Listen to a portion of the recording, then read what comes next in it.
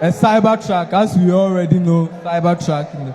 But this Cybertruck, I designed it just like the Cybertruck used to be. So, as you can see, I use styrofoam and also gallon to make this one. So, there's no water around, but it can float on water too. And please, I also display the movement for you guys to also see. That's also a Cybertruck.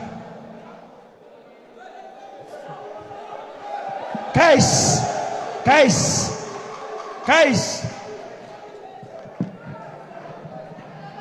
Also AC.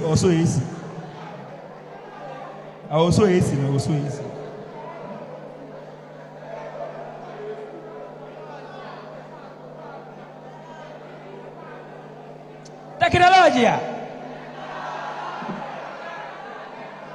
Coffee K. Upon breaking now. Wow. Almost.